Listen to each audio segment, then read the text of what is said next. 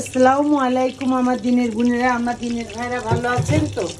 আলহামদুলিল্লাহ, আপনার বোন ভালো আছে। আমি আজকে রান্না করব ঢেঁড়স চচ্চড়ি।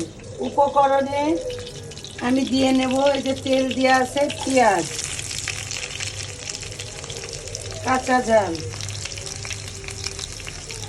পরিমাণ মতন লবণ, ধনে পাতা,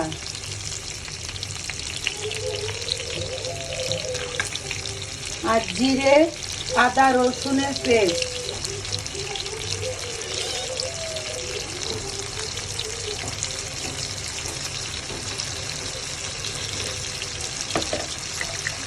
পরিমাণ মতন হলুদ,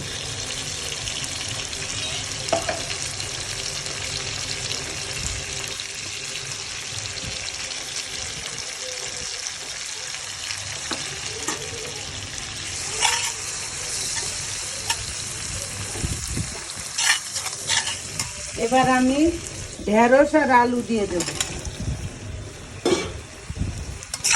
এবার মশলার সাথে আমি ঢেঁড়সটা মাখিয়ে নেব।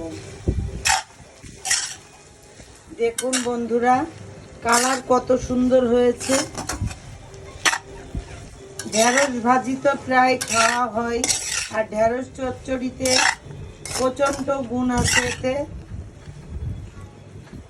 এই যে সব মশলা মাখানো হয়ে গেছে, এবার দেব পরিমাণ মতন পানি দিয়ে ঢেকে দেবো। এবার দিলাম পানি।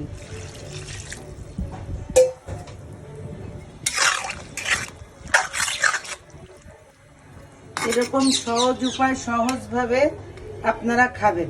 যদি ভিডিওটা ভালো লেগে থাকে, ভালোবেসে থাকেন, লাইক কমেন্ট শেয়ার অবশ্যই করবেন। ভুলে গেলে ক্ষমা করবেন। আল্লাহ হাফেজ।